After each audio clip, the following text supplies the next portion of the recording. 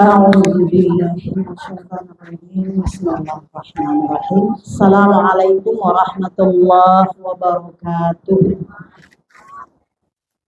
الحمد لله الذي نحمده ونستعينه ونستغفره ونعوذ بالله من شرور أنفسنا ومن سيئات أعمالنا من يهده الله فلا مضل له ومن يضلل فلا هادي له أشهد أن لا إله إلا الله وحده لا شريك له وأشهد أن محمدا عبده ورسوله لا نبي بعده رضيت بالله ربا وبالإسلام دينا وبمحمد نبيا ورسولا لا إله إلا الله الحليم الكريم لا إله إلا الله العلي العظيم لا إله إلا الله رب السماوات السبع ورب العرش الكريم لا إله إلا الله الحليم الكريم سبحان الله تبارك الله رب العرش العظيم والحمد لله رب العالمين ففهمناها سليمان وكلا آتينا حكما وعلما وسخرنا مع داود الجبال يسبحنا وطير كنا فاعلين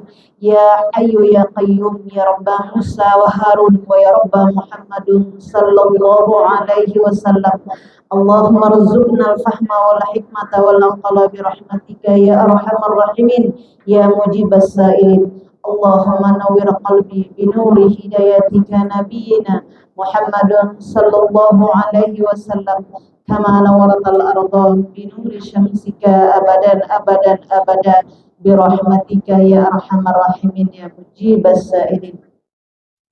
Alhamdulillah kita sudah berada di Jumadil Akhir.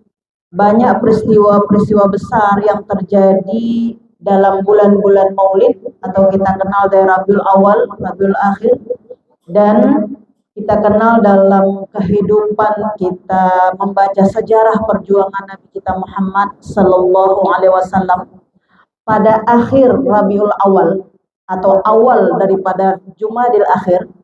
Itu ada kisah yang sangat menakjubkan sekali, yaitu tentang bagaimana Allah Subhanahu wa taala menurunkan surah Al-Hasyr. Surah Al-Hasyr. Surah Al-Hasyr itu adalah pengusiran orang-orang kafir dari kota Madinah Al-Munawwarah. Jadi Allah Subhanahu wa taala dengan surah Al-Hasyr yang hanya 24 ayat itu adalah kisah tentang Bani Nadir. Apa Bu? Bani Nadir yang diusir oleh Nabi Muhammad Sallallahu Alaihi Wasallam karena mereka tidak membela agama Allah. Ya, tidak membela agama Allah. Nah, pada pertemuan yang lalu kita telah membahas tentang orang-orang yang diberi keselamatan oleh Allah Subhanahu wa taala, yang terlebih lagi kepada umat Nabi Muhammad Sallallahu Alaihi Wasallam. Mudah-mudahan kita termasuk orang-orang yang diberi keselamatan oleh Allah dengan ucapan salam qaulan mir rabbir rahim. Nah, pada kesempatan kali ini kita akan bahas dalam sejarah ada orang-orang yang diusir oleh Rasulullah SAW sehingga turunlah surah Al-Hasyr. Surah Al-Hasyr itu adalah surah ke-59 di dalam Al-Quran yang hanya 24 ayat. Nanti kita bermohon kepada Allah, berlindung kepada Allah, ada zikir-zikir yang akan kita lafalkan, yang akan kita wiridkan, yang akan kita dawamkan sebagai penjagaan kita kepada Allah Subhanahu wa taala dan Allah menjaga kita. Nah, akhir daripada pertemuan Jumat yang lalu kita belajar tentang bagaimana memperbanyak selawat yang pokok dan ditambah dengan selawat miftah. Masih ingat Bu ya? Allahumma salli ala Sayyidina Muhammad wa ala ali Sayyidina Muhammad miftah ibadi rahmatillah adada ma fi ilmillah. Kita bahas kemarin bagaimana kita terus bermohon kepada Allah, Allah memberikan pintu-pintu rahmatnya kepada kita. Sehingga dengan pintu-pintu rahmatnya, maka amal-amal soleh yang sudah Allah gariskan di dalam hukum syariat ini diizinkan oleh Allah Subhanahu wa taala untuk kita lakukan. Dan meninggalkan apa-apa yang dilarang oleh Allah Subhanahu wa taala. Nah, dalam Islam ada namanya basyira wa nazira. Basyira itu adalah kabar gembira dan itu telah kita pelajari pada Jumat yang lalu. berita-berita gembira kepada orang beriman, beramal soleh, membela agama Allah, bersabar-sabar dengan segala macam ketaatan, maka Allah akan memberikan balasan surga. Surga yang tertinggi ada di yaumil akhir, tapi di dunia maka Allah bahagiakan kalbunya. Allah ringankan untuk melakukan ketaatan. Tapi ada namanya naziro, peringatan-peringatan. Ini adalah ancaman-ancaman bagi orang meninggalkan ayat-ayat Allah Subhanahu wa taala. Nah, kita melihat mengawali pada surah Al-Hasyr ini, Allah Subhanahu wa taala berfirman, A'udzubillahi minasyaitonirrajim. Bismillahirrahmanirrahim. Sabbaha lillahi ma fis samawati wal ard wa huwal azizul hakim. Maha suci Allah, ya, yang telah menciptakan langit dan bumi, dan Allah itu maha agung, maha bijaksana, maha mulia dan maha bijaksana. Dan seluruh makhluk yang Allah ciptakan bertasbih sesuai dengan keadaannya masing-masing. Kalau kita tasbih kita yang wajib adalah dengan bersujud melalui ibadah sholat, yang di dalam sholat. Tapi seperti burung yang terbang, maka burung yang terbang setiap kali dia mengepak-ngepakkan sayapnya, itulah tasbihnya kepada Allah. Ya, jadi kok kita lihat di sini sabbahalillahi ma fis samawati wal ard. Seluruh apa yang di langit dan di bumi semuanya bertasbih kepada Allah Subhanahu wa taala. Makanya orang-orang yang tidak bertasbih kepada Allah sungguh digolongkan kepada orang yang sangat kufur. Dan asbabun nuzul daripada surah Hasyr ini adalah mereka yang tidak membela agama Allah. Dan ini terjadi pada tahun 625 Masehi atau tahun keempat ketika Rasulullah telah berhijrah ke kota Madinah setelah perang Uhud.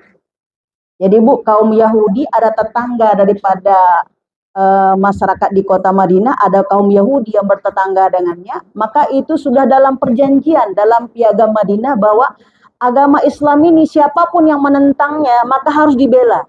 Tapi ternyata mereka tidak membela.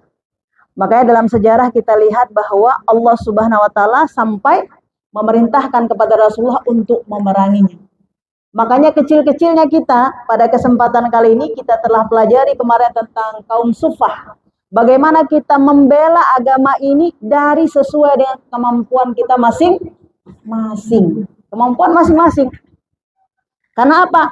Ada efek yang luar biasa yang Allah berikan. Contoh, ketika Rasulullah datang dari kota Mekah ke kota Madinah, itu adalah orang-orang muhajirin yang ikut kepada Rasulullah.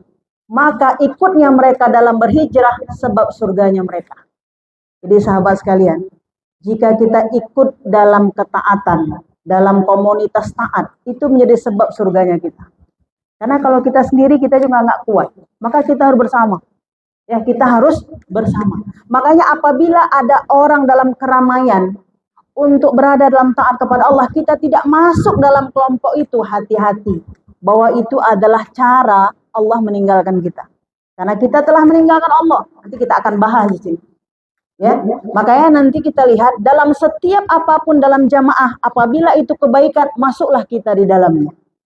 Apakah kita seorang supporternya atau kita penggembiranya, terserah. Sesuai dengan kadar kita masing-masing. Karena itu menjadi sebab surganya kita. Hadirnya kita di situ menunjukkan bahwa keberpihakan kita kepada ketaatan atau kebaikan. Kita tidak bahas semuanya, kita akan bahas di ayat 18, 19 dan ayat 20 sampai dengan ayat 24 sampai nanti di zikir yang akan kita lafalkan menjadi wirid hari-hari kita. A'udzubillahi minasyaitonirrajim. Bismillahirrahmanirrahim. Allah berfirman pada ayat ke-18. Apa kata Allah? Ya ayyuhalladzina amanu taqullaha wal tanzur nafsum ma qaddamat lighad wattaqullaha innallaha khabirum bima ta'malun. Wahai orang-orang beriman, bertakwalah engkau kepada Allah. Apa itu takwa? Takwa itu adalah amal yang memang bernilai di hadapan Allah. Takwa itu amal yang bernilai di hadapan Allah Subhanahu wa taala. Takwa itu adalah kita merasa diawasi penuh oleh Allah Subhanahu wa taala. Kita ini kadang ada dalam keramaian, ada dalam sendiri kita ya. Ya kan sahabat semua? Ada dalam sendiri kita. Jika dalam keramaian kita bertakwa kepada Allah, insya Allah itu biasa aja. Tapi apabila dalam sendiri kita bertakwa kepada Allah, merasa Allah mengawasi kita, memandang kita, memperhatikan kita, dan memperhitungkan apa yang kita buat, itu namanya takwa. Dan itu pahalanya apabila dalam sendiri kita mengingat Allah, maka nanti ketika dalam sempit kita, maka Allah pun akan mengingat kita. Jadi kita lihat bahwa dalam Islam ada namanya ihsan. Engkau berbuat baik, bahwa engkau tidak bisa melihat Allah, tapi engkau yakin Allah melihat kita. Nah, makanya kita lihat di ayat ini, Allah membuat kata-kata takwa itu 2 kali. Ya ayyuhalladzina amanu taqullah. Wahai orang beriman, udah beriman, diperintahkan bertakwalah engkau kepada Allah. Rasakan bahwa Allah selalu mengawasimu. Makanya sahabat, dengan kita menuntut ilmu, tahulah kita, mana amal yang mendapat pahala, bernilai di hadapan Allah, mana amal yang tidak mendapat pahala. Saya mau tanya, kira-kira misalnya kita ikut konser, masuklah kita di dalamnya ya. Yakin nggak kita dapat pahala nggak di situ? Kalau nggak dapat pahala berarti dapat apa? Nah kita misalnya nonton film Korea, nontonlah kita. Rasa nggak kita dapat pahala dan nonton itu? Kalau nggak dapat pahala berarti dapat apa? Karena dalam Islam nggak ada yang tengah-tengah. Oh sedikit dapat pahala, sedikit nggak ada. Wala talbisul haqqa bil batil. Jangan campurkan yang benar dengan yang buruk. Jadi kalau kita dalam sendiri, kita harus tanya, ini dapat pahala apa enggak? Kalau dapat pahala berarti takwa. Kalau enggak dapat pahala berarti bisa ya. Ini pengawasan diri kita nih. Enggak perlu ditegur sama orang lain. Makanya saya bilang contoh kemarin yang sederhana. Kita sendiri. Kita lihat. Coba kita tanya, waktu itu, bahasa kita ya, dapat pahala apa enggak? Enggak dapat pahala. Berarti dapat apa? Nah, makanya wal asr, semua detik-detik waktu yang kita lewati, itu semuanya nanti di-X-ray, detail, dihitung oleh Allah Subhanahu wa taala, per detiknya dihitung oleh Allah Subhanahu wa taala. Makanya nanti orang yang sudah berilmu khawatir sekali ada waktu-waktu yang terlewatkan yang tidak berzikir kepada Allah. Kenapa? Ketika tidak berzikir, maka lawannya pasti akan melakukan maksiat. Ya, ketika tidak berzikir lawannya apa? Melakukan maksiat. Maka di sini hendaklah orang-orang beriman bertakwa kepada Allah, wala tanzur, memperhatikan apa yang telah dia lakukan. Makanya kita harus mengevaluasi apa yang telah kita perbuat. Jangan sibuk melakukan apa yang akan kita buat. Seringnya macam mana, Bu? Apa usaha Ibu untuk ke depan? 20 tahun ke depan apa yang harus Ibu lakukan? Tapi kita harus mengevaluasi apa yang sudah kita lakukan kemarin. Maka dikatakan dalam bahasa bijak bahwasanya apabila hari ini sama dengan hari kemarin, orang merugi. Merugi. Kalau hari ini sama seperti kemarin, itu merugi. Padahal kalau kita dalam kehidupan, kayaknya kalau sama berarti nggak rugi ya. Tapi itu tergolong orang merugi. Dan apabila hari ini lebih buruk pada hari kemarin, itu celaka. Kita mau bahwa hari ini lebih baik daripada hari kemarin, gitu kan? Maka hendaklah kita memperhatikan yang kemarin dan bagaimana memperjuangkan untuk hari esok kita. Nah, hari esok kita itu adalah misalnya di usia muda kita berpikir macam mana menghadapi hari tua. Makanya banyak hari ini orang menabung untuk hari tua. Untuk apa tuh Pak? Menabung untuk hari tua, ya kan? Untuk hari esok kita. Ketika nanti nggak ada, mungkin anak-anak udah besar-besar, saya akan ini. Itu jangka pendek. Tapi nanti ada yang jangka panjang. Apa itu? Akhirat. Makanya hari ini ketika kita berbuat seperti ini menabung untuk yaumil akhir. Makanya banyak-banyak kita menerima berita-berita tentang yaumil akhir. Supaya kita bisa tabung apa amalan yang bisa kita lakukan untuk hari esok kita, yaitu hari ketika yaumil qiyamah terjadi. Maka hendaklah engkau mempersiapkan bekal untuk hari akhir. Lalu Allah Subhanahu wa taala mengatakan apa? Wattaqullah. Bekal itu hanya dengan takwa kepada Allah Subhanahu wa taala. Innallaha khabirum bima ta'malun. Ini hebat sekali. Sesungguhnya Allah khabir. Khabir itu artinya tidak sekedar mengetahui, tapi Allah Maha teliti apa yang ada dalam kalbumu pun Ya kan? Apa yang ada dalam batu pun Allah Maha teliti mengetahui niat-niat yang ada dalam kalbu. Makanya sering kita bahas sahabat sekalian, bagaimana setiap hari kita berniat terus melakukan kebaikan. Walaupun kadang kebaikan itu tidak 100% terrealisasi. Kan? Enggak 100% kan? Nanti malam saya mau tahajud. Rupanya nggak jadi bangun. Niat lagi. Besok saya mau ngaji. Besok saya mau sedekah. Enggak juga. Yang penting niat dulu. Niat dulu. Niat dulu. Kenapa? Karena apabila dia terrealisasi, alhamdulillah kita diberikan ampunan oleh Allah. Tapi kalau tidak pun kita tetap mendapatkan kebaikan. Tapi orang-orang yang tidak pernah berniat, jangan berharap dia bisa melakukan itu.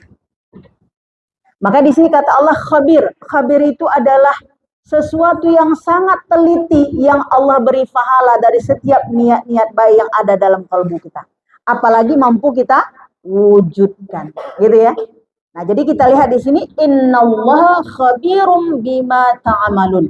Allah mengetahui dengan sangat teliti apa yang kita lakukan. Nah, di sini ada kecaman. Ada ayat-ayat peringatan. Apa itu? Pada ayat 19. Coba kita lihat apa kata Allah. Wala takunu kalladzina nasullaha fa'ansahum anfusahum. Janganlah kata Allah, dan janganlah kamu seperti orang yang lupa kepada Allah. Barang siapa yang lupa kepada Allah, maka Allah akan melupakan dia pada dirinya sendiri. Ya kan? Jadi para mufasir menjelaskan ini, boleh panjang sekali pembahasan.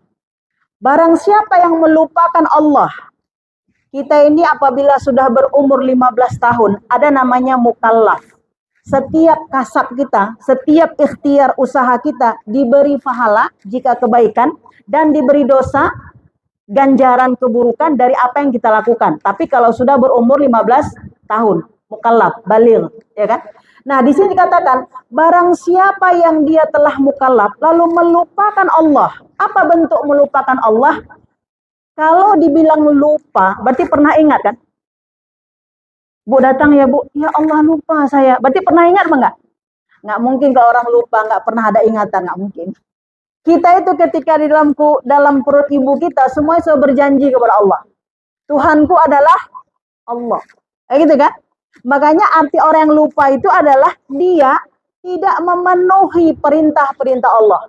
Tidak memenuhi petunjuk-petunjuk Allah. Dalam real amalan, contoh, ini Quran. Ya kan? Ini Quran. Kita mengimani. Kenapa? Hujah kita adalah Al-Quran. Sumber dari segala sumber pengetahuan, sumber dari segala sumber kebenaran adalah Al-Quran. Dari kecil kita udah tahu kita itu. Bahkan dari dalam rahim ibu kita udah tahu bahwa Allah mengirimkan Al-Quran. Disampaikan dalam Al-Quran bahwa semua kita dalam keadaan fitrah, menerima kebenaran. Makanya namanya lupa. Yang kedua, arti orang yang meninggalkan itu adalah arti orang yang lupa kepada Allah, meninggalkan hukum syariat ini, tidak bersama. Kalau ada salat berjamaah, dia nggak ikut salat berjamaah. Ya kan? Kalau ada orang baca Quran, dia nggak ikut baca Quran. Kalau ada orang taklim, dia tidak ikut taklim. Itu namanya meninggalkan atau membelakangi. Jadi siapapun yang tidak ikut bersama dan meninggalkan semua majelis-majelis yang baik, hukum syariat-syariat yang ada, rukun iman, rukun Islam, dia tinggalkan, itu namanya adalah orang yang melupakan Allah. Nah, kalau dia tidak ikut dalam kebahagiaan itu, maka Allah pun melupakannya. Jadi ingat ya, bukan yang pertama Allah lupakan kita. Allah ingat kepada kita. Makanya fazkuruni azkurkum. Itu bahasa yang pengajian kemarin. Siapa yang ingat kepada Allah, Allah ingat kepadanya. Hari ini, siapa yang melupakan Allah, Allah lupa kepadanya. Jadi jangan salahkan Allah. Kalau udah takdir memang Allah lupakan saya, maka lupa. Enggak. Allah itu zat yang maha pengasih, maha penyayang. Makanya dikatakan oleh Allah dia ini, barang siapa yang melupakan Allah, maka Allah melupakan dia pada dirinya sendiri. Ingat ya, bukan Allah dulu, tapi siapa dulu? Dari manusia dulu. Ya, dari manusia. Itu menunjukkan Rahman dan Rahimnya Allah. Dan Allah, siapa yang melupakan Allah, Allah tetap menunggu kapan dia mau datang. Allah tetap nunggu nih, kapan dia mau datang. Mau umur berapapun tetap menunggu. Bahkan kalau dalam bahasa konvensional orang bisa mengatakan kalau udah berumur 40 tahun, kalau nggak sujud, kalau lah nggak baik-baik, nggak akan mungkin lagi. Enggak. Sama Allah sampai ditunggu sampai nyawa di tenggorokan, ya kan? Itu pengasihnya Allah. Nah, kita lihat di sini, barang siapa yang melupakan Allah, berarti meninggalkan ketaatan, maka Allah Subhanahu wa taala akan memberikan satu azab yang sangat pedih. Dia nanti tidak mengetahui untung baik hidupnya. Dan dia nanti bisa jadi tidak mendapat berita-berita tentang akhirat. Jadi hati-hati. Kalau kita melupakan Allah, nanti Allah Subhanahu wa taala akan membuat satu cara pada kita melupakan diri sendiri. Macam mana melupakan diri sendiri? Dia nggak tahu mana yang membahagiakan, mana yang bisa membuat dia pada jalan yang buruk. Itu yang ngerinya. Nggak tahu jalan, gelap. Ya, tidak mengetahui mana jalan baik dan mana jalan buruk. Nah, ayat ini ada sinkronisasi dengan ayat yang lain pada surah Thaha ayat 124. Itu adalah bukti orang yang meninggalkan agama ini. Di dunia sudah nampak. Apa kata Allah? Wa man a'rada an dzikri fa inna lahu ma'isyatan dhanqa wa nahsyuru yaumal qiyamati a'ma. Orang-orang yang melupakan zikir, orang-orang yang melupakan Allah, orang-orang yang tidak mau zikir, tidak mau sholat, tidak mau ngaji, tidak mau taklim, tidak mau, ya kan? Maka Allah Subhanahu wa taala akan memberikan kehidupan yang sempit. Kira-kira kalau dibahas sama kita, apa kehidupan yang sempit? Kehidupan yang sempit itu adalah dadanya, pada ayat yang lain, dadanya sesak. Bukan sakit sesak, ya kan? Sempit. Sesuatu itu seperti apa, sangat, penat, ya kan? Penat, gersang, apa lagi ya bahasanya? Nggak enak gitu ya. Sesuatu yang sempit. Makanya bukan dikatakan miskin. Ingat ya, di sini dikatakan ma'isyatad dhanqa. Adalah kehidupan yang sempit, rasa, lebih kepada rasa. Ya kan? Bukan harta. Kalau kita kan, kalau harta kan kaya, miskin. Tapi ini enggak, kehidupan yang sempit. Banyak kita lihat dalam kehidupan, ada orang cantik kali dia pun dia nggak merasa cantik. Disayang, tidak merasa disayang. Ada, diberi tapi merasa tidak diberi. Itu namanya dada yang sempit, ya kan? Dada yang sempit, merasa gelisah, merasa payah, merasa susah, itu siksa dunia. Kalau siksa akhirat itu namanya neraka jahanam. Tapi siksa dunia dalam keramaian dia merasa sendiri, karena ada orang tidak berpihak pada dirinya. Itu adalah siksa azab dunia. Makanya Islam ini agama fitrah yang harus kita tunduk dan patuh. Kenapa? Di dunia kita butuhkan. Kita tidak usah jauh, sahabat semua. Kalau semua orang diundang, kita nggak diundang. Gimana rasanya? Merasa kan? Iya. Lalu orang semua difoto, kamu jangan ikut. Macam mana rasanya? Merasa kali. Orang dikasih makan, kita nggak dikasih makan. Macam mana rasanya? Itulah namanya dada yang sempit. Ada rasa sesak, ya kan? Sesak. Itu siksa dunia. Ya, itu siksa dunia. Semua orang disayang, dia tidak disayang. Macam mana? Iya, tadi saya katakan merasa tidak disayang. Semua orang diberi, dia tidak diberi. Macam mana? Itulah sebagai dosa-dosa maksiat yang Allah beri di dunia. Makanya nanti orang-orang yang tidak mendekat kepada Allah, seberapapun besarnya diberi nikmat oleh Allah, dia tetap merasa tidak cukup. Kenapa merasa tidak cukup? Karena itulah sebagai siksa dunianya. Makanya kita sangat-sangat fitrah pada diri kita bersujud kepada Allah, karena sujud kepada Allah itu membuat kita itu lapang. Jadi katakan di sini, wa nahsyuruhu yaumal qiyamati a'ma. Yang hebat lagi, setelah Allah sempitkan di dunia, maka di yaumil akhir dia akan muncul dalam keadaan buta. Sebagaimana dia buta kepada tempat-tempat kajian, buta kepada baca Al-Quran, tidak mau membaca Al-Quran, tidak mau bersujud, sholat, puasa, tidak mau melakukan amal-amal kebaikan, ada uang, tidak berhaji, dan seterusnya. Apa yang terjadi? Maka di yaumil akhir, wa nahsyuruhu yaumal qiyamati a'ma. Dibangkitkan dia dalam keadaan buta, tidak punya mata. Macam mana nggak punya mata? Makanya ketika melewati sirat, karena buta, lulus apa enggak? Karena buta maka terjatuhlah ke dalam neraka jahanam. Karena buta, ya kan?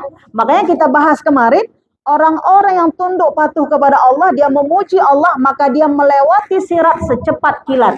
Kebalikannya, orang yang tidak berzikir kepada Allah, tidak mengingat Allah, maka ketika melewati sirat dalam keadaan buta. Sementara sirat itu seperti rambut yang dibelah 7.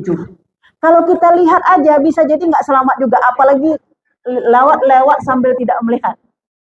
Beda, kita lewat jembatan aja yang luas, kadang-kadang bisa terjatuh, apalagi lewatin yang seperti rambut dibelah 7 dengan mata buta, kan? Jadi kita bisa takar-takar diri kita. Ya, kita takar-takar diri kita tentang orang-orang yang ketika meninggalkan perintah Allah maka sesak dadanya di dunia. Hendak puas-puas, cantik pun dia merasa nggak cantik. Jadi kalau ada pakai baju bagus, Kak, cantik nggak baju saya? Cantik, yang betul. Yang betul. Bang abang saya nggak sama adik. Sayang, yang betul lah. Mana ada? Kan? Padahal dia udah betul disayang. Pinnya semua, ATM semua kasih sama dia. Sertifikat tanah semua. Tapi masih merasa disayang apa enggak? Ya kan? Jadi itu tidak pernah merasa puas. Itu penyakit. Makanya nanti kebalikan pada orang-orang bertakwa. Dia qanaah. Merasa sangat cukup. Ada nggak sahabat sekalian yang tipis-tipis nih? Ini kita tegur diri kita sendiri, jangan ambil orang lain. Kita dapatlah kerja bulanan kita di tanggal 1 atau tanggal 25 atau setiap pekerjaan kita diberi ujroh, diberi balasan, dikasihlah uang. Berapa? Oh, tanggal 1 dapatlah 2,5 juta atau 5 juta sesuai kadar pekerjaan kita masing-masing. Waktu terima, kita merasa cukup apa enggak tuh? Waktu terima, udah gajian ya? Memang udah gajian saja, tapi hanya tertulis saja. Sebenarnya sudah terpakai semuanya. Itu hati-hati.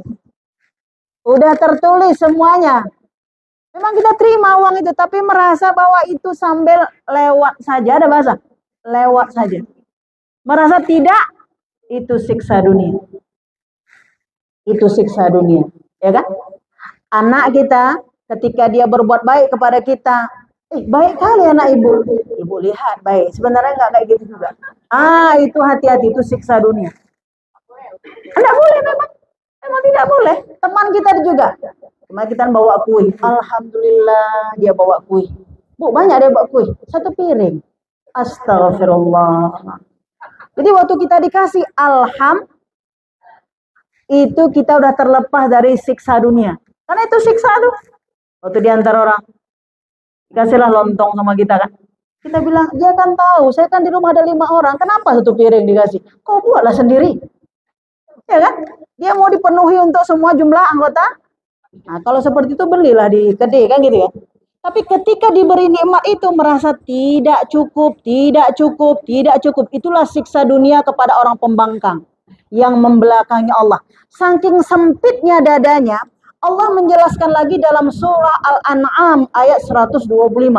Ini banyak ya kaitan-kaitannya. Apa kata Allah? فَمَنْ يُرِدِ اللَّهُ أَنْ يَهْدِيَهُ يَشْرَحْ صَدْرَهُ. Maka barang siapa yang diberi hidayah oleh Allah, maka dilapangkan dadanya menerima Islam. Dilapangkan dadanya menerima Islam, bukan seperti Abu Jahal. Waktu datang Rasulullah merasa dia terancam, tidak. Tapi ketika datang Islam, maka dilapangkan dadanya, asyhadu alla ilaha illallah wa asyhadu anna Muhammadar Rasulullah. Sami'na wa ata'na. Aku taat. Bu, gimana Bu? Kita kumpul-kumpul boleh? Aku ikut. Gitu dia.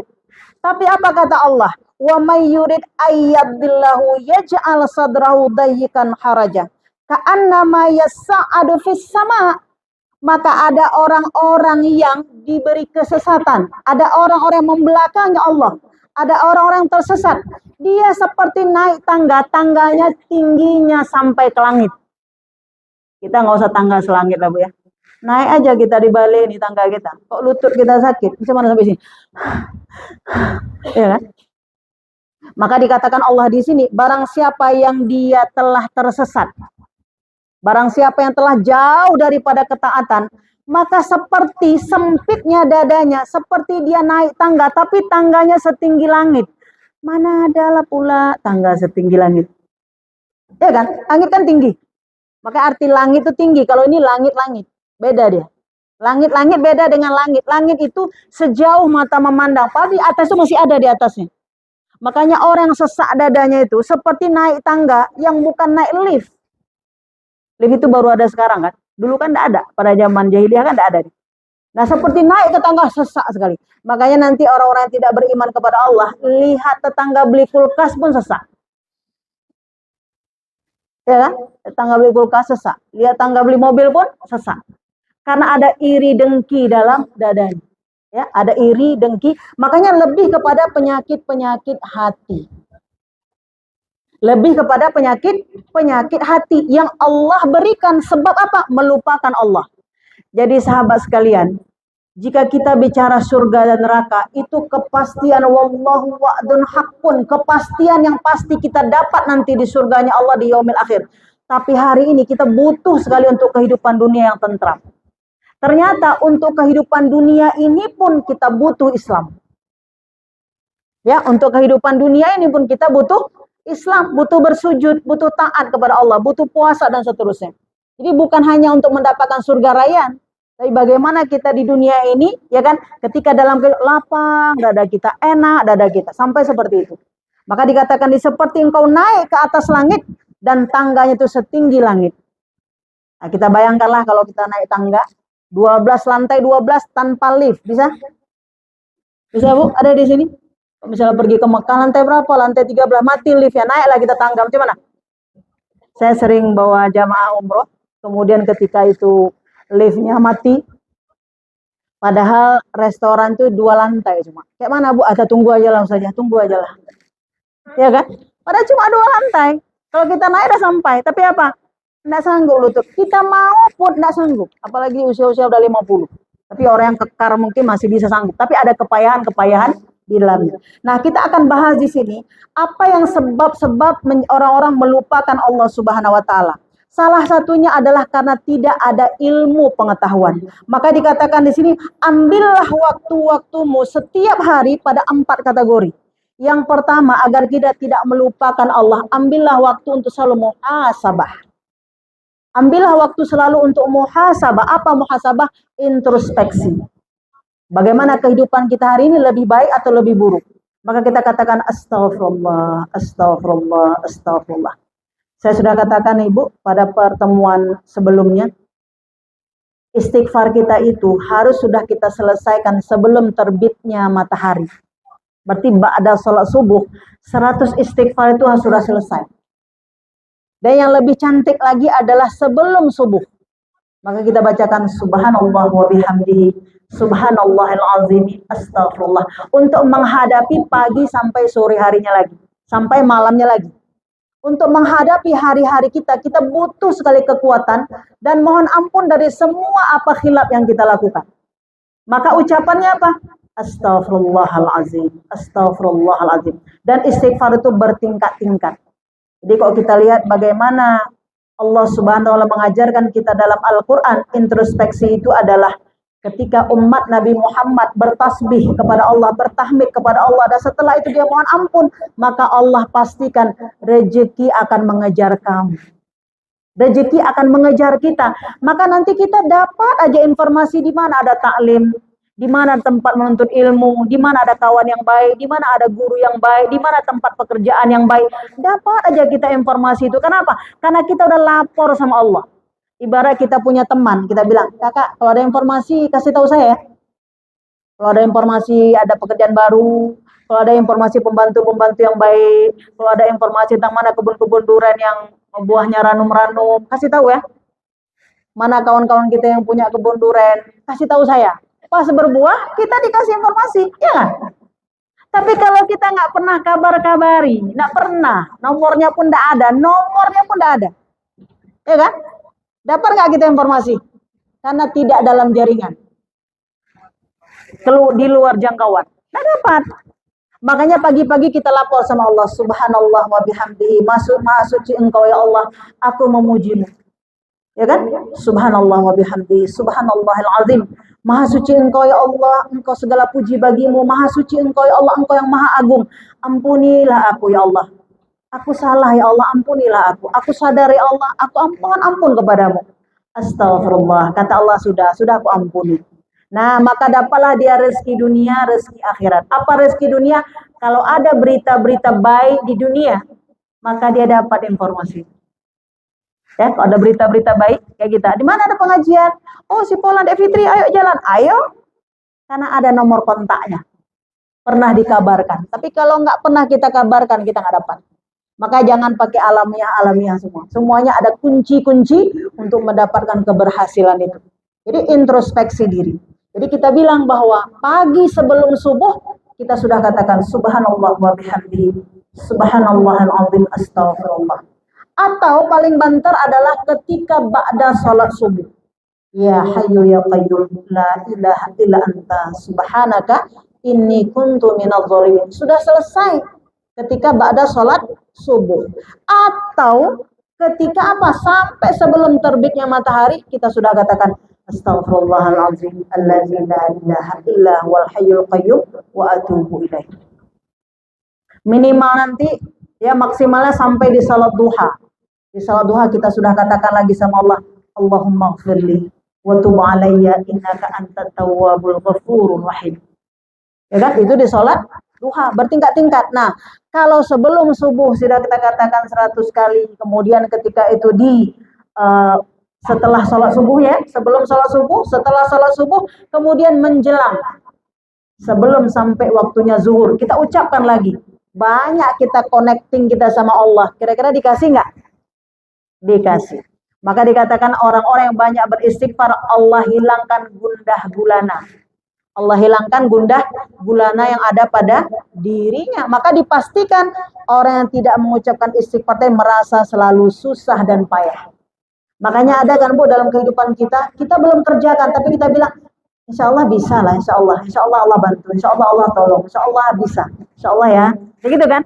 Ada rasa kita mudah, ada rasa kita sangat terbantu, ada rasa kita bahwa ini bukan perbuatan yang berat.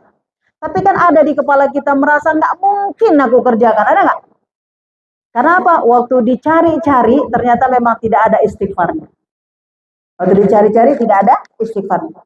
Yang kedua, apa yang harus kita lakukan? Kita harus selalu dialog dengan Allah Subhanahu wa taala. Dalam pengertian apa?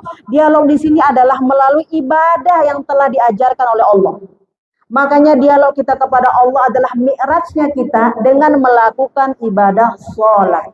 Baik itu sholat wajib maupun sholat sunnah.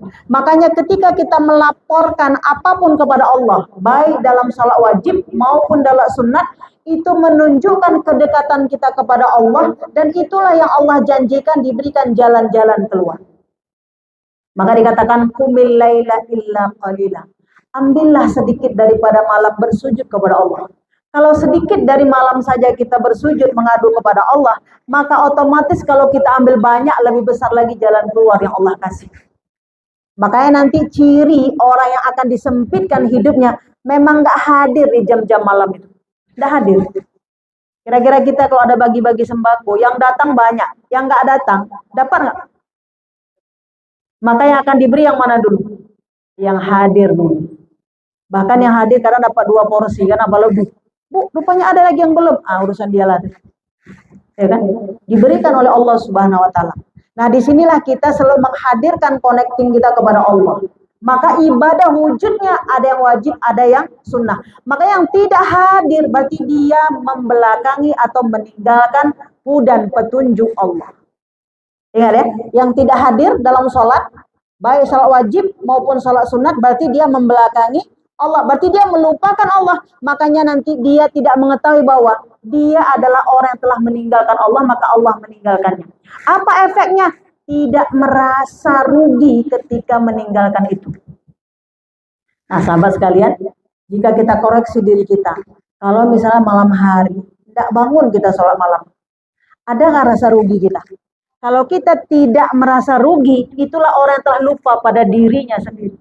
Tapi kalau dia merasa rugi dan dia beristighfar, itu berarti dia masih mengingat Allah. Itu masih ada ampunan. Kalau dia nggak ikut ngaji tapi merasa rugi, itu berarti masih ada kata-kata selamat. Tapi kalau tidak merasa lagi, itu yang disebut dengan orang yang telah melupakan dirinya sendiri. Kunci-kuncinya dia nggak pegang lagi. Nah, kalau rumah kita, Bu, kunci nggak kita pegang, macam mana rumah itu? Dia ambil lah sama orang kan. Kunci nggak kita pegang lagi.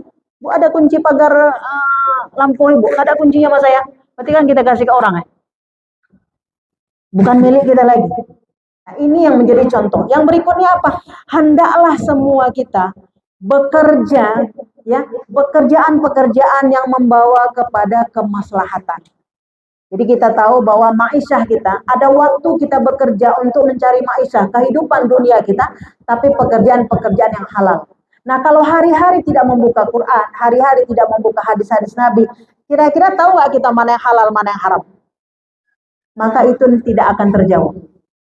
Makanya ada seorang yang dia telah baligh ya, seorang muslimah, dia tidak tahu pun bagaimana cara menutup aurat. Tidak tahu cara menutup aurat. Akhirnya apa? Hilang malunya. Bahwa dia tidak mengetahui mana yang boleh nampak, mana yang tidak boleh tampak. Hari ini efek dari itu orang bangga. Contoh, orang pergi ke kondangan. Bangga dengan konde-konde yang tinggi karena semakin cantik. Padahal ketika kita baca kitab, ketika kita baca hadis, ketika kita baca Quran, orang konde-kondenya meninggi seperti punu onta. Jangankan masuk ke dalam surga, mencium bau surga pun tidak dapat.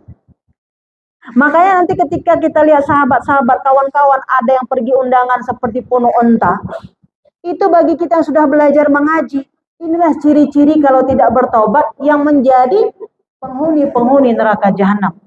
Makanya nanti orang sudah belajar malu.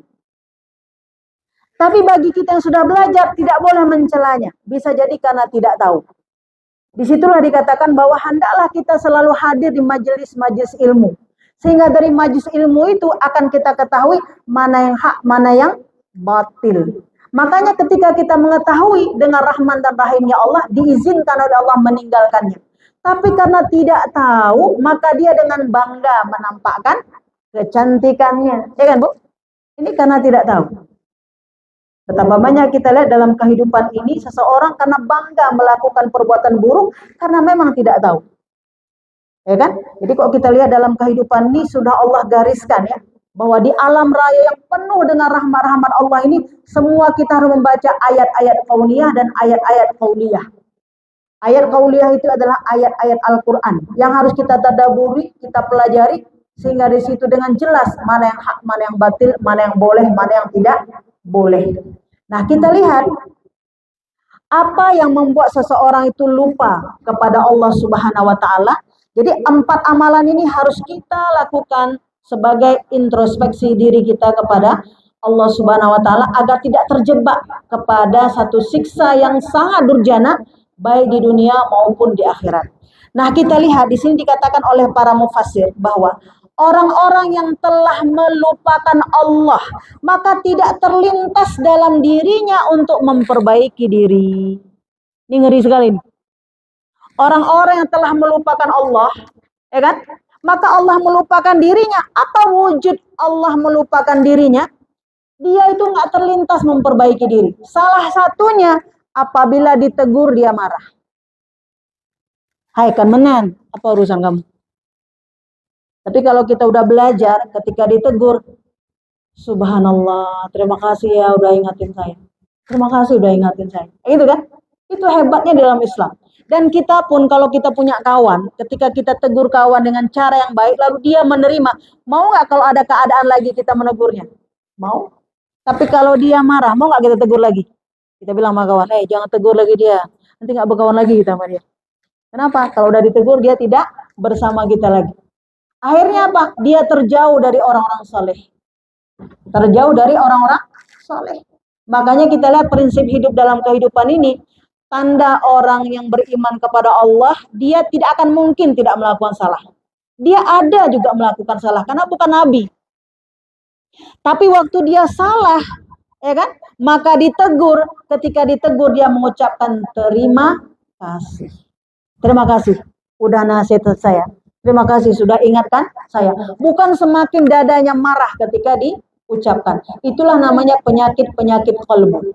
Maka tidak ada usaha di sini dijelaskan bagi mereka itu untuk memperbaiki dirinya. Jadi kita lihat kalau ada ikhtiar dalam kehidupan kita, kita berusaha memperbaiki Bagaimana sholat saya nggak salah?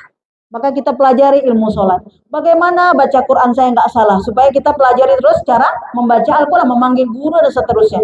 Tapi kalau kita tidak belajar, maka kita tidak akan tahu apakah bacaan kita benar atau salah. Makanya lihat sahabat sekalian. Di dalam 1 tahun 12 bulan, Allah mengizinkan kepada umat Nabi Muhammad itu ada 1 bulan namanya bulan Ramadan. Dan dalam bulan Ramadan itu di ujung ayat disebutkan mudah-mudahan engkau menjadi orang bertakwa. Enggak dijanjikan itu. Mudah-mudahan. Bukan setiap orang yang keluar dari Ramadan dapat takwa. Tapi mudah-mudahan engkau menjadi orang bertakwa. Apa yang disuruh Allah di bulan Ramadan? Syahrul Ramadan alladzi unzila fihil Qur'an hudal linnas wa bayyinatin minal huda wal furqan. Maka dikatakan bulan Ramadan bulan diturunkan Al-Quran. Makanya nanti yang menjadi fokus umat Muhammad yang cinta kepada Allah, yang tidak membelakangi Allah, fokus pada bulan Ramadan itu adalah tadarus Al-Quran.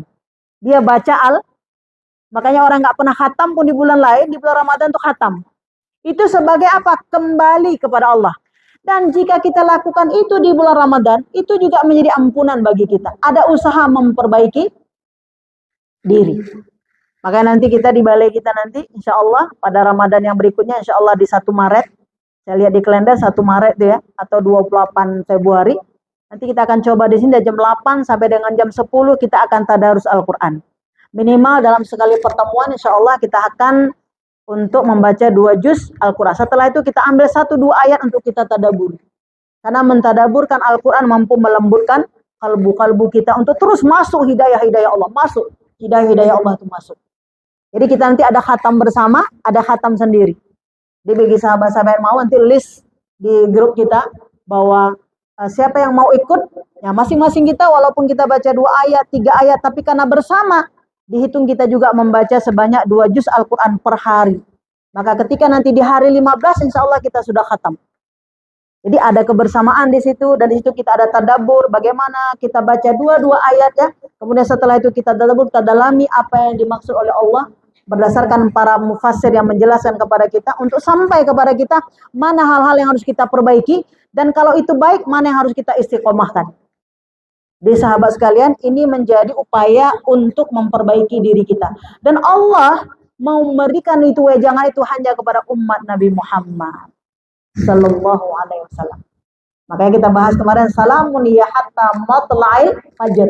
Allah memberikan rahmatnya sampai sebelum terbitnya fajar. Siapa yang mau ngambil? Siapa yang ditakdirkan untuk bisa beramal baik pada waktu-waktu tertentu itu? Seperti sekarang ini, di waktu Jumat. Siapa yang di waktu Jumat ini ditakdirkan oleh Allah untuk mau ikut dalam mengingat Allah? Terlebih-lebih lagi ba'da Jumat. Jadi jam sekarang dengan ba'da Jumat, dengan ba'da asar, maka ba'da asar lebih militan lagi. Ba'da asar itu adalah ba'da yang sangat, hari yang sangat pamungkas, waktu yang sangat pamungkas, waktu yang sangat brilian. Kalau kita nggak pakai ilmunya, maka terlewat. Nengok sunset kita. Ya kan? Tapi di hari ketika ba'da asar, disitulah kita panjatkan doa kepada Allah. Maka dia katakan, umat Nabi Muhammad ini ketika dia punya persoalan, Allah udah selesaikan per Jumat. Jadi kita di hari Jumat ini udah tunggu-tunggu nih, Allah mau selesaikan urusan saya, Allah mau selesaikan urusan saya. Kapan waktunya? Ketika ba'da sholat asar, maka kita mohon kepada Allah. Allahumma kfini bihalalikan haramika, wa aghnini bita'atika ma'siyatika, wa bifadlika amman siwaka. Ya kan? Kita mohon kepada Allah. Allahumma kfini bihalalikan haramika. Ya Allah, cukuplah aku yang halal-halal saja. Tidak kepada sesuatu yang maksiat, ya Allah. Cukuplah kepadaku ketaatan saja, tidak melakukan kemungkaran kepadamu. Dan kayakan aku dengan seluruh kebaikan-kebaikan. Dan hanya kepada Engkau ya Allah, tidak kepada yang lain. Ini adalah disunnahkan di dalam Islam kapan? Ba'da asar. Maka tadi ilmu pengetahuan itu mampu membuat kita menjadi islah. Bukan menjadi salah. Islah, perbaikan. Islah itu adalah bagaimana kita terus memperbaiki diri kita dari ilmu yang kita tuntut, dari ilmu yang kita dapatkan. Nah, selanjutnya dikatakan di sini apa? Allah Subhanahu wa Ta'ala membuat dia lupa pada dirinya sendiri terhadap penyakit-penyakit jiwa. Ini enggak nih? Ada orang yang merasa marah itu solusi. Ada pernah dengar kalau ibu guru, tapi bukan ibu guru di sini. Ada pernah dengar orang tua, apa dia bilang? Bu, jangan marah sama anak. Saja, kalau nggak marah nggak berubah. Ada? Kalau nggak marah, nggak berubah. Ibu guru gitu juga. Kalau nggak marah, nggak berubah. Siapa bilang? Itu adalah ilmu yang belum tarbiyah.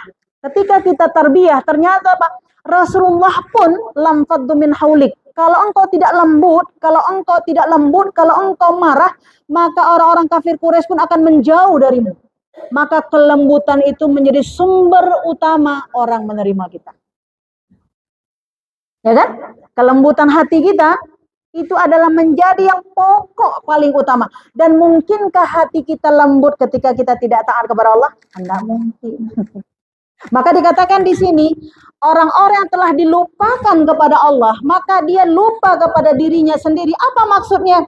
Dia tidak mengetahui lagi bahwa ketika ada penyakit dalam dirinya, bahwa itu buruk baginya, tapi dia merasa itu baik baginya. Contoh sederhana, ketika dia marah, dia merasa itu solusi. Padahal itu bukan solusi, itu menjauh dari Allah Subhanahu wa Ta'ala. Makanya contoh ya sahabat semua, kalau ada orang bersalah, dia datang kepada kita, Bu, saya minta maaf ya, saya salah. Kita bilang apa? Nggak ada manusia yang nggak salah. Saya juga pernah salah. Sudah kita lupakan saja, insya Allah saya sudah maafkan. Bagaimana rasa orang yang diberi maaf tadi? Senangnya luar biasa. Tapi kalau orang nggak diberi tentang ilmu-ilmu tentang itu, tidak diberi hidayah oleh Allah, pada bilang, enak kali dia lah kok kita maafkan. Enak kali dia kok kita maafkan. Ada? Enak kali dia saja. Itu kalau nggak tarbiyah, karena belum tersibrah, belum tercelup. Ini nggak mungkin kita bilang begitu-begitu saja. Ini buah dari ibadah yang benar. Kalau ibadah kita udah benar, sebelum orang minta maaf, kita udah memaafkan. Makanya ada bahasa nanti begini. Orang-orang kufur kepada Allah, orang-orang membelakangi Allah, orang-orang melupakan Allah, lalu dia benci kepada orang beriman, benci kepada orang baik. Orang baik ini ingat pun nggak sama dia. Ketika dia marah sama orang baik ini nggak marah sama dia. Dia nggak bisa tidur, orang baik ini tidurnya nyak. Dia tidurnya nyak. Kenapa bisa seperti itu? Itu Allah beri nikmat kepada orang-orang saleh. Ya, nikmat kepada orang saleh. Nah, maka dalam Islam memberi maaf itu menjadi kekuatan yang sangat besar untuk kita dapat kebaikan. Dan nanti di bulan suci Ramadan ketika datang, walaupun kita menahan tidak makan, tidak minum ya, tidak berhubungan di siang hari, tapi tidak menahan maaf kita tahan, nggak kita lepaskan, itu tidak menjadi sebab. Dan salah satu sebab ibadah puasa yang tidak diterima oleh Allah Subhanahu wa Ta'ala. Makanya di 30 Sya'ban, urusan hablum minan nas harus sudah selesai untuk menggapai maghfirah Allah yang begitu luas. Kalau urusan kepada Allah mudah, karena Allah Zat Maha Pemaaf. Tapi urusan kepada manusia, maka Allah tidak memasukkan itu dalam bab kekuasaan Allah. Kenapa? Allah menyerahkan kepada kita sebagai kekuatan bagi kita. Kita mau nggak mendapat balasan yang lebih tinggi lagi agar puasa kita diterima oleh Allah. Makanya jika kita bersalah, kita maafkan orang.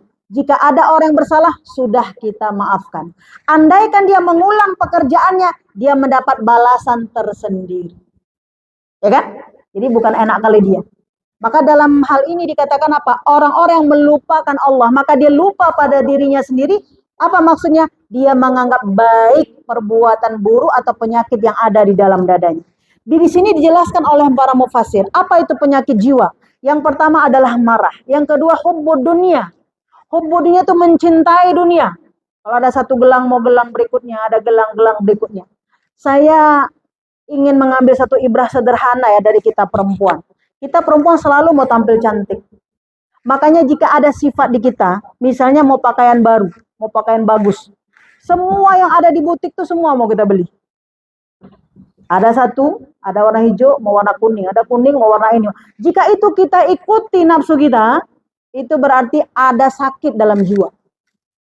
Tapi kalau kita hanya sekedar untuk hablum minan nas agar kita tidak dicela, agar kita masuk dalam kehidupan bermasyarakat, agar kita pakai pakaian bagus, itu wajar-wajar saja. Tapi apabila hulu berlebihan, sampai menghabiskan waktu untuk mencari baju belanja nanti waktu mau lebaran. Jam berapa kita ke pasar? Jam 9. Jam berapa pulang? Sebelum matahari terbenam. Sampai nggak sempat untuk buka-bukaan. Buat bukaan nggak sempat, itu ada penyakit. Itu namanya hubbud dunya. Makanya kita mengambil pakaian baru, membuat makanan buka puasa, itu hanya sekedar. Kalau itu berarti kita nggak berpenyakit.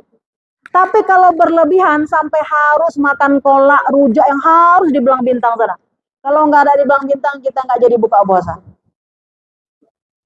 Kalau misalnya harus sirup-sirup yang di sana. Kalau misalnya harus ada kita makan apa tuh bubur kanji yang dibuat oleh si Polan. Kalau nggak dari dia kita nggak buka puasa. Itu sudah hubbud dunia. Tapi kalau hanya sekedar itu boleh-boleh aja. Tetapi kalau ini tidak kita terus teliti dengan lebih dalam, ini bisa membuat kita nanti membuat seperti itu. Terjadi seperti itu. Pakaian gitu juga. Kalau udah mau pergi nggak ada jilbab hitam nggak jadi pergi. Nggak jadi pergi. Kenapa? Nggak matching. Kalau bajunya coklat, hari ini. Kalau nggak matching. Jadi ketika tidak matching, maka dia tidak hadir. Gara-gara itu tidak hadir. Kurang cincinnya satu, nggak hadir. Ya kan? Nah ini terjadi nggak sama perempuan? Maka dikatakan apa? Perempuan jika tidak disibukkan dengan menuntut ilmu, ada kepayahannya di bidang yang lain. Tapi dia tidak terasa bahwa itu kepayahan. Contoh kecil saja, untuk bros baju saja, bisanya orang nggak pede dengan nggak ada bros baju. Kenapa? Untuk tampil maksimal. Ya, untuk tampil maksimal. Seperti itu. Nah, bagaimana kita dengan seorang muslimah? Boleh, tapi hanya sekedar. Ini termasuk hubbud dunia. Apabila berlebihan, itu sudah termasuk penyakit jiwa. Jadi, sahabat-sahabat sekalian, pernah nggak kita lihat, 5 menit sekali kita lihat cermin? 5 menit sekali. Siap minum, buat sekali lagi. Siap makan, buat sekali lagi. Mau pergi, buat sekali lagi. Mau depan pintu, buat sekali lagi. Mau keluar dari mobil, buat sekali lagi. Maka di situ berapa waktu yang sudah terlewatkan. Ini saya bilang yang tipis-tipis saja dulu. Karena kalau yang kecil-kecil kita sudah selesai, insya Allah kita akan beranjak kepada yang besar. Hubbud dunia. Dilanjutkan apalagi? Pamer.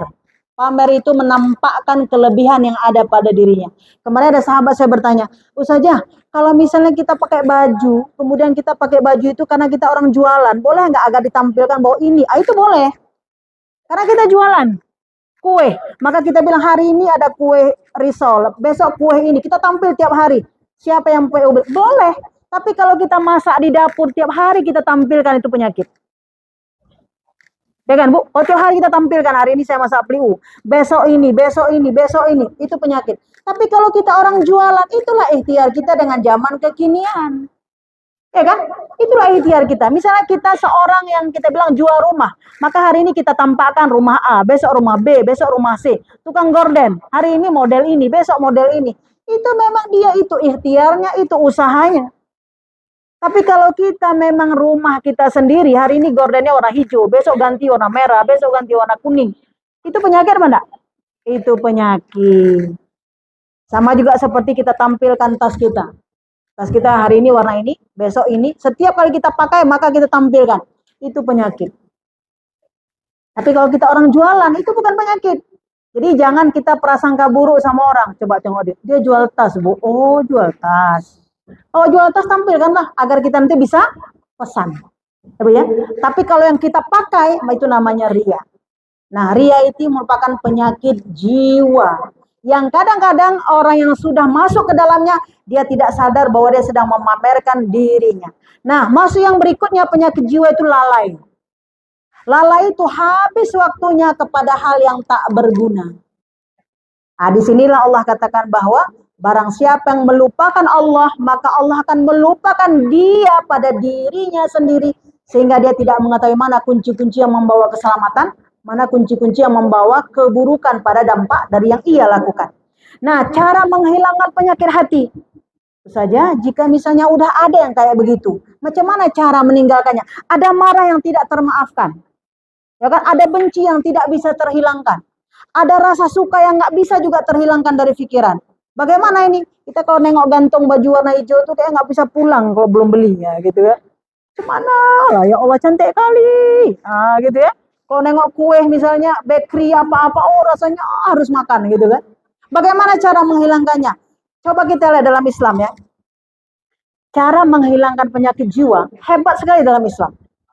Yang pertama kata Allah, sering-seringlah engkau membaca Quran. Rupanya orang yang baca Quran, banyak Quran, mengingat Allah, Allah nanti melupakan dia pada yang remeh-temeh itu. Karena kita fokus pada baca Quran, mentadaburkan Al-Quran, kita asik. Dari asiknya kita itu, kita melupakan yang remeh-temeh itu. Coba ya, kalau kita udah sibuk nih datang pergi ke taklim ngaji, adapun siapa yang memanggil kita, kita bilang, Jumat nggak bisa. Maaf ya, mohon maaf, Jumat nggak bisa. 14.30, no way, nggak bisa. Iya kan? Tapi kalau kita masih setengah-setengah baca Quran, kayak mana? Boleh lah saya sekali ya. Gitu, boleh lah. Itu yang remeh-temeh. Nanti kita tidak memikirkan lagi yang remeh-temeh itu. Makanya ada kawan, nggak ada kawan ya. Jadi rupanya efek baca Quran, zikrullahi akbar. Zikir yang sangat besar, baca Quran, mentadaburkannya, semua yang buruk-buruk pada diri kita nanti Allah lekangkan. Jadi kawan-kawan, jangan sibuk bertanya, macam mana caranya saja agar saya bisa melupakannya. Karena ingat aja, dalam sujud pun ingat dia. Ya Allah, at-tahiyatul mubarakatuh. Ingat siapa geram kali nih. Tahiyatul mubarakatuh salawatu. Ya kan? Jadi kalau duduk dalam satu majelis, kalau ada orang yang dia gak suka, kalau pergi dia baru aman. Sampai pergi dia datang yang lain lagi kan. Macam mana caranya? Ini kalau kita lihat pakai akal nggak connect. Apa hubungan benci sama dia dengan baca Quran? Rupanya kalau kita baca Quran terus ya 1 juz, 2 juz, 3 juz, apa yang terjadi? Kita fokus pada ayat-ayat yang suci, yang buruk-buruk pada diri kita, Allah dengan izin Allah keluarkan. Itulah pertolongan Allah. Itulah namanya syafaat. Terhindar dari kemudaratan. Coba tes Ibu. Kalau benci kali pada seseorang, benci kali pada sifat seseorang, ambil air wudhu, baca Quran. Kita ngaji, lama-lama kita nggak ingat sama dia. Dan kita bilang apa? Rugi kali lah aku ingat dia. Enak kali dia emang. Itu akan muncul pada kita. Akhirnya kita akan memikirkan yang penting-penting saja.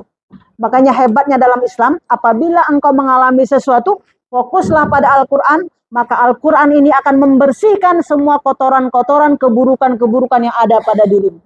Maka dikatakan oleh Allah, satu huruf dalam Al-Quran mengeluarkan 10 keburukan, memasukkan 10 kebajikan. Nah, kalau kita pagi-pagi udah baca surah Yasin. Kalau pagi-pagi sudah baca Al-Waqiah. Pagi-pagi udah baca surah Al-Kahfi. Pagi-pagi udah baca Al-Baqarah. Apa yang terjadi? Nggak kita ingat lagi Polan bin Polan. Nggak ingat lagi. Ya kan? Nggak ingat lagi. Sampai seperti itu. Ini sangat terbantu. Yang kedua apa? Dikatakan apa? Mengosongkan perut. Macam mana mengosongkan perut? Dengan banyak-banyak berpuasa. Baik puasa wajib, puasa qada, maupun puasa sunnah. Makanya orang nanti yang sudah berpuasa, diilhamkan oleh Allah Subhanahu wa Ta'ala, dia terlepas dari maksiat-maksiat. Baik maksiat lisan maupun maksiat tindakan. Itu hebatnya. Kan kalau kita pikir nggak ada hubungan kan? Macam mana melupakan? Macam mana mengobati penyakit jiwa? Ternyata para mufasir mengatakan, hendaklah engkau mengosongkan perutmu. Karena kalau perut kita udah kosong, terasa kita nanti bagaimana nikmat akhirat. Dan perut yang kosong itu adalah menjadi sebab kita orang yang paling kenyang nanti di yaumil akhir. Dan kalau kita nggak pernah lapar di dunia, itulah nanti orang yang paling lapar di yaumil akhir. Maka nanti orang yang diberi rezeki oleh Allah bukan karena ketiadaannya, bukan karena kemiskinannya, lalu dia berpuasa, maka ini menjadi sebab dia orang yang paling kenyang nanti di yaumil akhir. Tapi kalau dia orang yang miskin, dia orang yang tidak ada, memang tidak ada makanan, lalu dia bersabar, itu pun menjadi penyebab dia orang yang mendapat makanan yang penuh dengan kelezatan di yaumil akhir. Jadi posisi ini kita tetap bisa ambil semuanya. Nah yang berikutnya apa kata Allah? Hendaklah engkau mengambil sholat malam. Karena sholat malam itu lebih kepada menjernihkan ruh dan jiwa kita. Terang sekali kita yang hak dengan yang batil. Maka saya katakan tadi, qumil laila illa qalil. Jadi sholat malam itu bukan saja bagaimana kita bisa secepat kilat melewati siratnya Allah. Tapi lebih kepada di dunia ini Allah selamatkan kita dari semua penyakit-penyakit jiwa. Malas, ya kan, tidak bersemangat, merasa sendiri, tidak bersama teman, tidak bersama orang banyak, merasa kita sepi dan segala macam. Apalagi membelakangi Allah, ini menjadi sebab. Sholat malam itu meneguhkan jiwa-jiwa yang lemah. Ada kan misalnya gini, nggak usah jauh. Kita mau kenduri, mau pesain anak, terasa kayaknya sanggup nggak saya? Sanggup nggak saya? Bisa apa enggak ya? Hujan apa enggak nanti di hari yang mana lah kita tahu. Tengok cuaca dulu, Bu. Tengok cuaca, Bu. Nanti tanggal 20 Januari kira-kira hujan apa enggak? Mana lah bisa?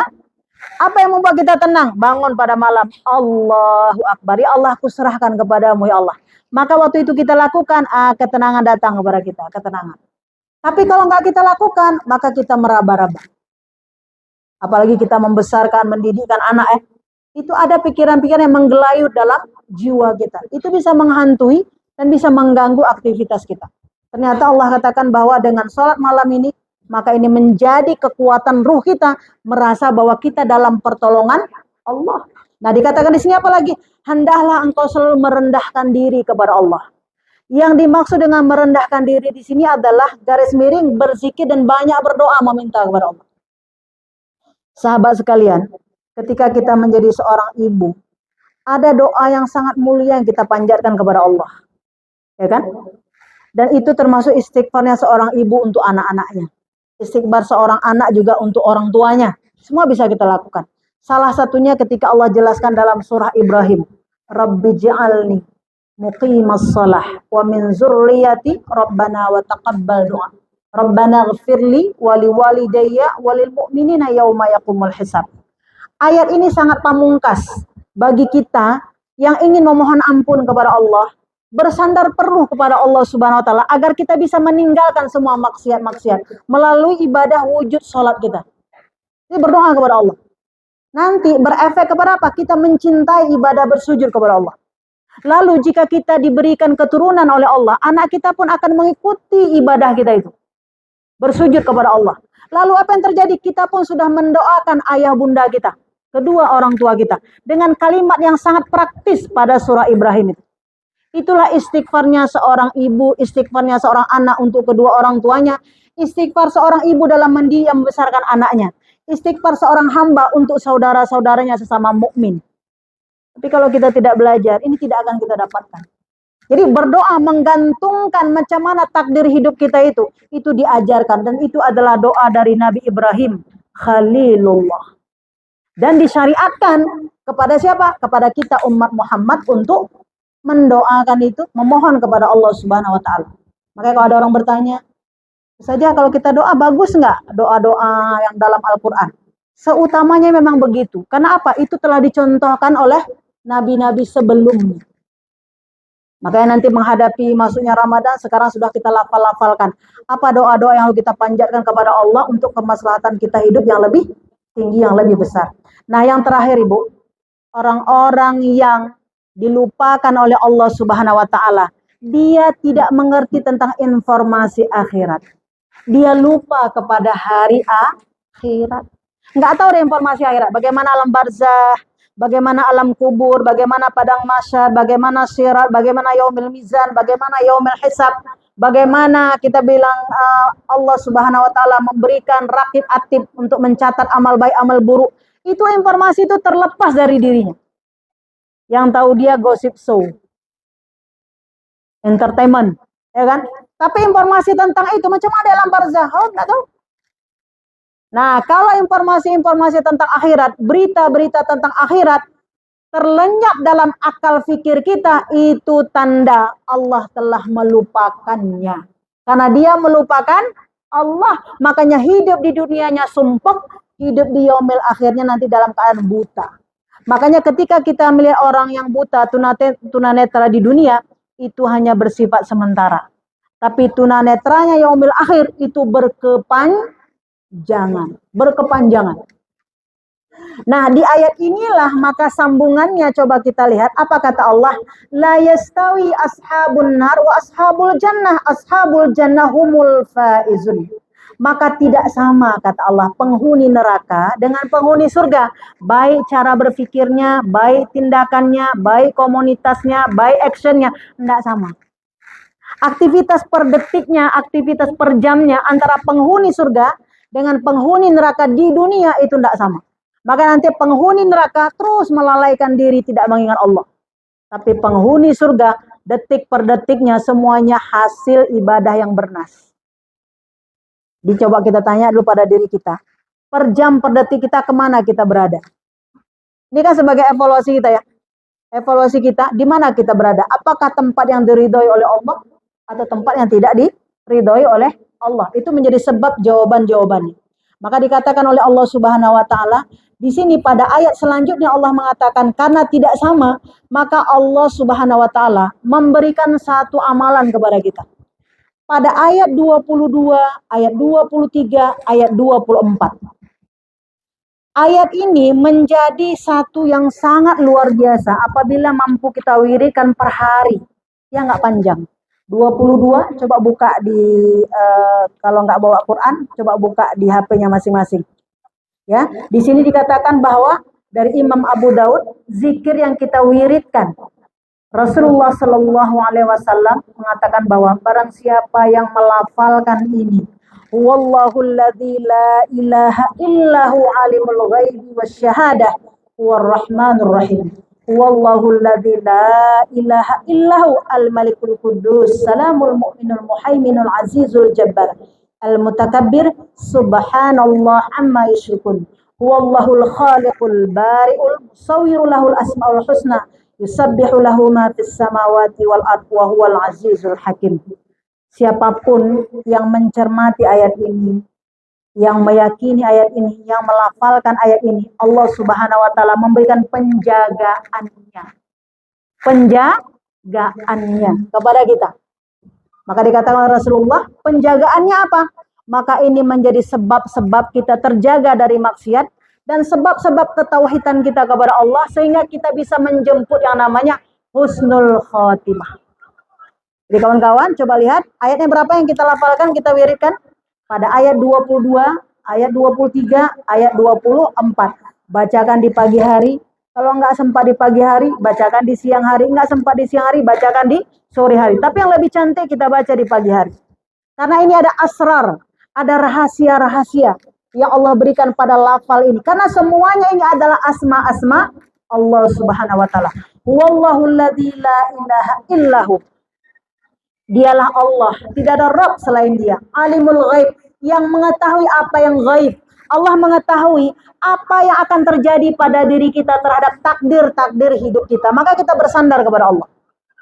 Nah, sahabat sekalian, bagi yang sudah mengamalkan ini teruskan, istiqomahkan sampai kita menemui Allah Subhanahu wa taala. Bagi yang belum, mulailah setiap pagi. Ya kan? Wallahul ladzi la ilaha illahu alimul ghaibi wasyahadah huwar rahmanur rahim. Allah lah yang Maha Pengasih dan Maha Penyayang. Wallahul ladzi la ilaha illahu al-malikul quddus. Allah yang Maha Suci. Assalamul mu'minul muhaiminul azizul jabbar al-mutakabbir subhanallah amma yusyrikun. Maha suci Engkau ya Allah, aku tidak mensyarikatkan Engkau. Wallahul khaliqul bari'ul musawwiru lahul asmaul husna yusabbihu lahu ma fis samawati wal ardh wa huwal azizul hakim. Pendek saja tapi khasiatnya luar biasa. Ini ada asrarnya, ada kunci-kunci rahasianya. Kita telah bahas Ibu pada pertemuan yang lalu, siapa yang menyebut asma-asma Allah, terlebih asma-asma ini ada dalam Al-Qur'anul Karim yang sangat mulia. Ini menyebabkan kita dekat dengan Allah. Kalau dekat dengan Allah, Allah mengijabah hajat-hajat kita. Jadi kalau Ibu mau berdoa nanti pagi-pagi, ya kan, kita ucapkan ini bahagian dari kecintaan Allah untuk kita. Kalau kita sudah mencintai Allah, maka Allah pasti mencintai kita. Beda dengan manusia. Kalau kita mencintai manusia, belum tentu manusia itu mencintai kita karena dia tahu pun enggak. Tapi kalau kita mencintai Allah, dari kita dulu, kita mencintai Allah, makanya Allah beri kita akal. Allah beri kita akal, kita cintai Allah. Kenapa kita cintai Allah? Karena Allah zat yang maha lebih kayanya, lebih pandai, lebih yang sangat maksimal lebihnya. Maka Allah tidak akan pernah berkurang ketika membagikan cintanya kepada hambanya, kepada yang lain. Tidak akan pernah berkurang. Makanya kita sebagai hamba Allah yang beriman kepada Allah, ucapan ini menjadi hal yang sangat pamungkas. Dan ingat sahabat sekalian, ayat ini terkait dengan Bani Nadir. Siapa? Bani Nadir, orang Yahudi yang tidak bersama Rasulullah dan tidak membela agama Allah dan tidak membenarkan perjuangan Islam Rasulullah. Akhirnya apa? Bani Nadir itu diusir oleh Rasulullah. Jadi hati-hati jika kita terusir jadi umat Nabi Muhammad. Karena kita telah diturunkan ayat ini pada asbabun nuzulnya mengusir Bani Nadir. Tapi khawatir kalau orang tidak mengamalkan ayat-ayat ini menjadi pengusiran menjadi umat Nabi Muhammad sallallahu alaihi wasallam. A'udzubillahi min dzalik. Tapi insya Allah ketika kita mencintai Allah, mencintai Quran ini, mencintai ayat-ayatnya, kemudian kita wiridkan, kita amalkan, menjadi sebab kita mencintai Allah dan menjadi sebab Allah mencintai kita. Sementara Allah mengatakan di ayat lain, wallahu wa'dun haqqun. Allah itu tidak pernah menyalahi janji. Kalau sudah Allah katakan aku balas, pasti Allah balas. Makanya inna rabbi ala siratim mustaqim.